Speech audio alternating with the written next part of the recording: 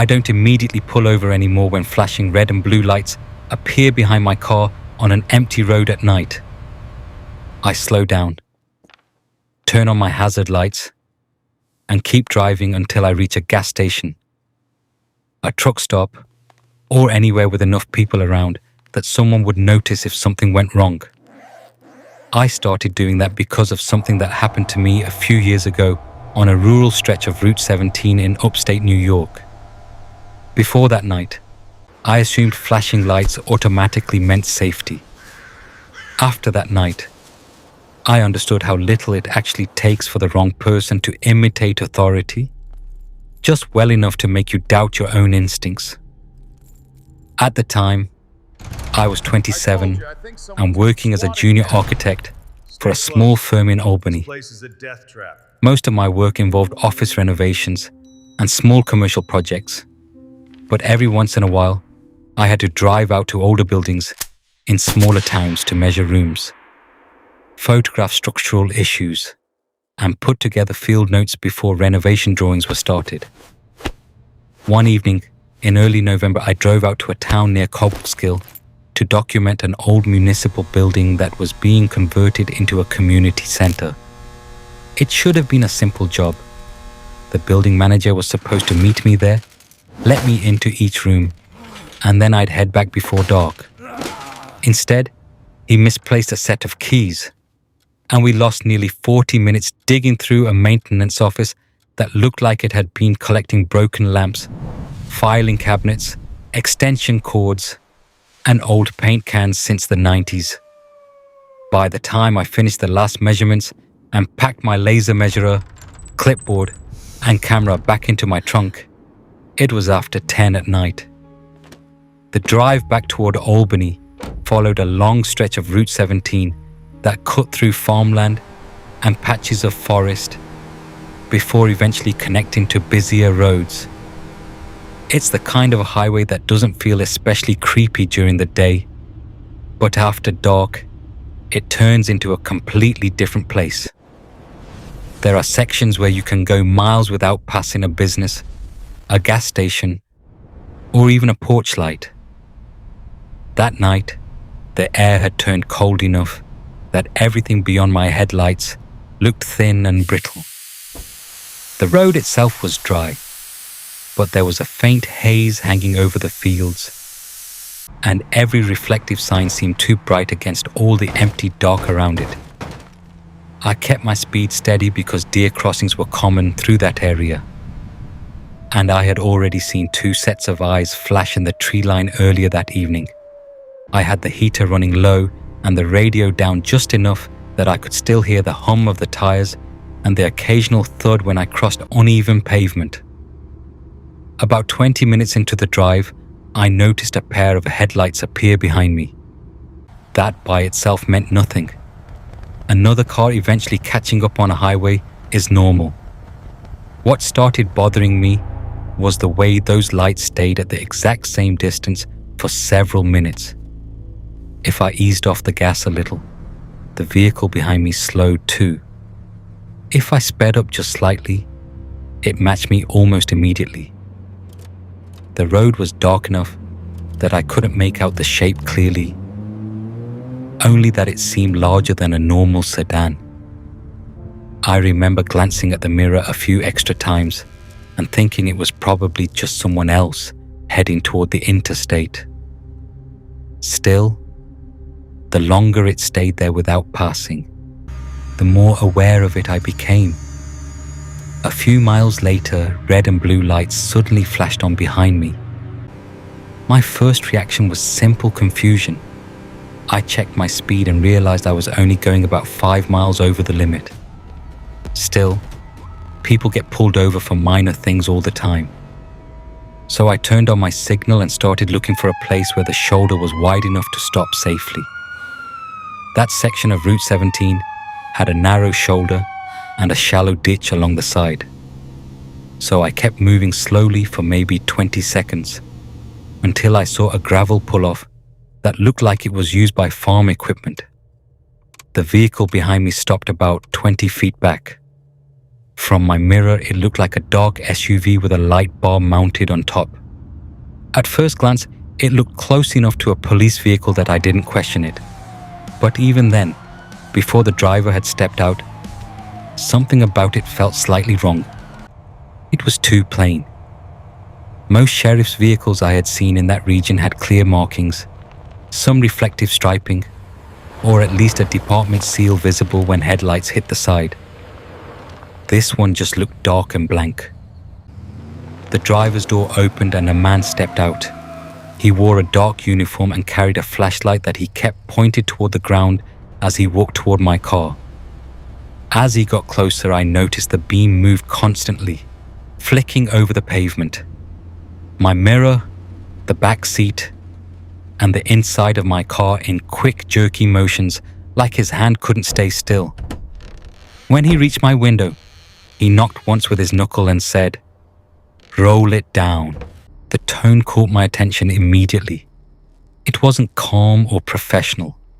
It sounded impatient, almost irritated that I hadn't already done exactly what he expected. I lowered the window halfway and handed him my license before he even asked for it, mostly out of habit. He didn't take it right away. Instead, he leaned forward and shined the flashlight directly into my face, then over my shoulder and across the passenger seat. "Where are you coming from tonight?" he asked. "Cobleskill," I said. "Work." He took the license, glanced at it for maybe a second, and handed it back almost immediately. "Step out of the vehicle." The request came so quickly that I thought I had misheard him. "Is there a problem?" He didn't answer. "Step out of the vehicle." I studied him more closely then. His shirt looked less like a police uniform and more like a generic dark security shirt. I couldn't see a badge anywhere on his chest, only a patch on one shoulder that I couldn't read in the moving flashlight beam. When he leaned in a little more, I noticed something else that stayed in my memory afterward. A thin, pale scar running from the corner of his jaw down toward the side of his neck. His face itself wasn't especially distinctive, but that scar was. It was the kind of detail your brain locks onto when something feels wrong before you can fully explain why. "I'd rather stay in the car," I said carefully. His expression hardened immediately. "You don't get to decide that. Step out of the vehicle now." As he said it, he let his free hand drop casually to my door handle and pulled it once. I heard the metallic click of the handle lifting against the locked door. It was a small sound, but it changed everything for me. Up to that moment, I had still been hovering in that confused space where you try to decide whether you're nervous for no reason or whether something is genuinely wrong. The second I heard that handle click, every excuse I had been making for him collapsed at once. Real officers do not test your door like that while ordering you out. He must have realized the same thing because he pulled his hand back immediately, but the damage was done. My pulse spiked so hard it felt like I could hear it in my ears. I looked past him toward the SUV and noticed another detail that should have stood out to me sooner. There was no front license plate. In New York, police vehicles have front plates. That, combined with the missing markings, the fake-looking uniform, the way he had barely examined my license, and the door handle, was enough. "What department are you with?" I asked. He ignored the question. "Step out of the vehicle now." I reached slowly toward my phone in the center console and said, "I'm calling 911 to verify the stop." His entire posture changed the second I said that. Whatever thin layer of control he had been holding on to vanished. "Don't do that," he snapped, too fast and too sharp.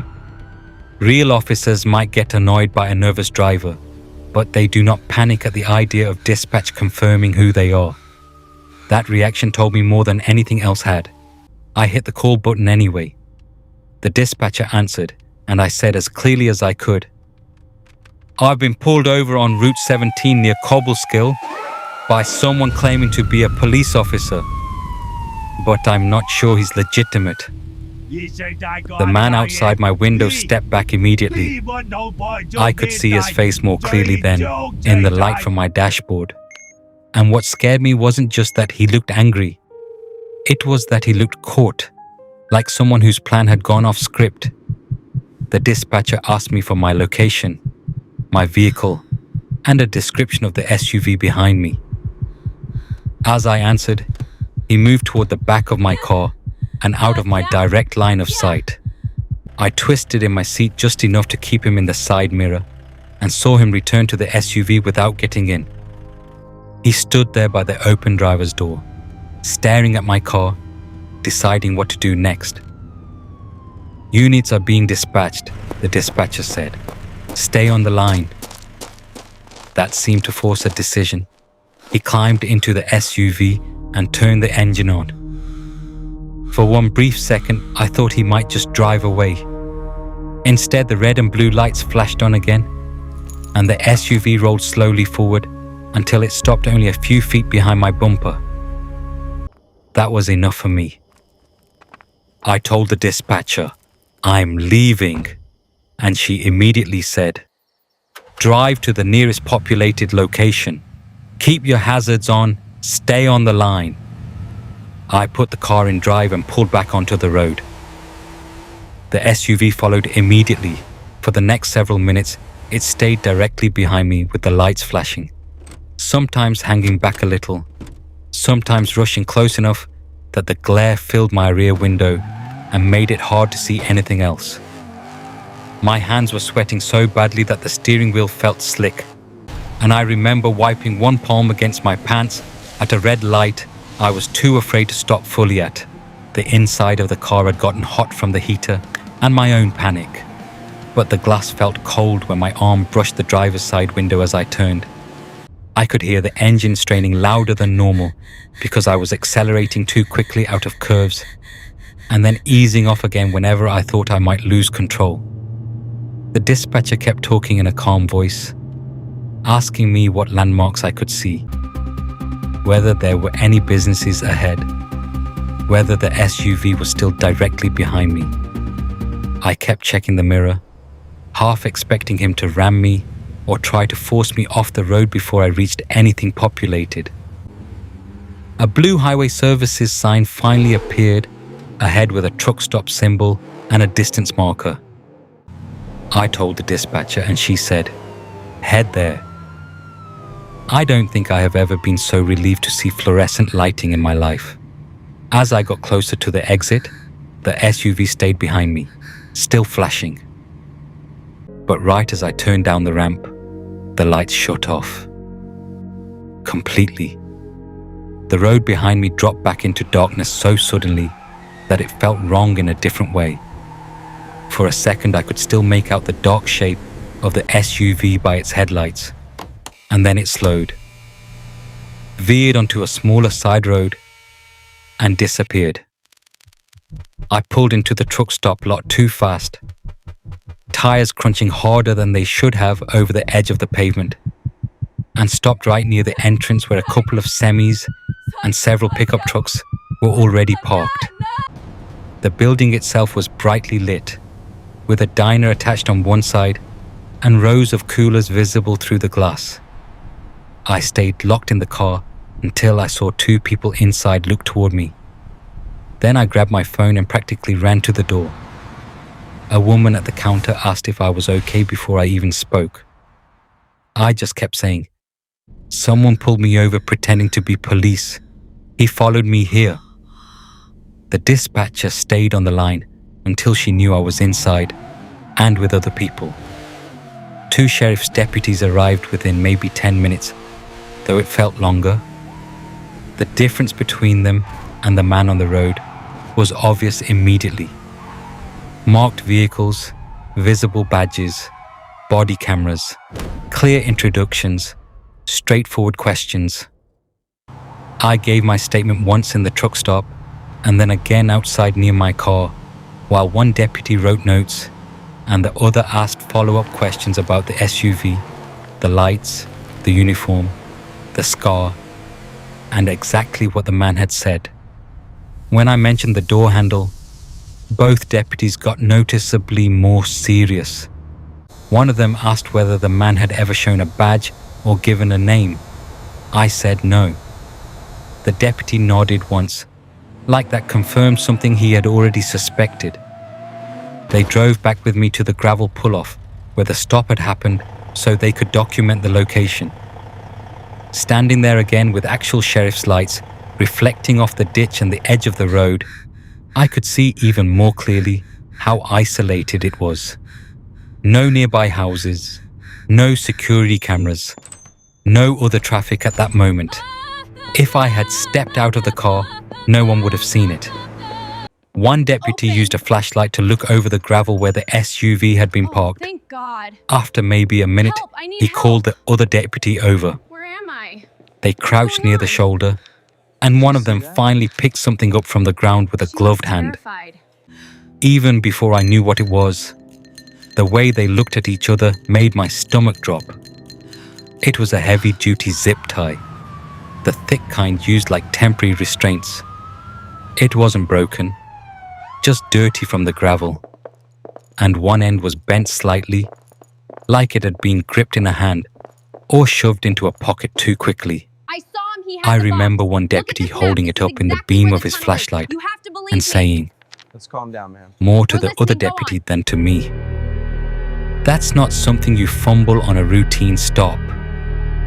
He didn't need to explain it any further. The object itself did all the work.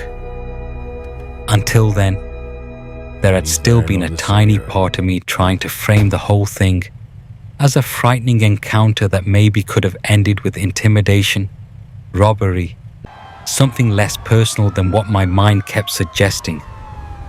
Seeing that zip tie killed those excuses. He hadn't just wanted me out of the car. He had come prepared for whatever happened after that. At the station later that night, one of the deputies told me there had been a small number of similar reports in neighbouring counties over the previous several months. They couldn't confirm it was the same person in every case, but the pattern was close enough to worry them. Dark SUV, emergency style lights, female drivers alone at night, a request to step out of the vehicle.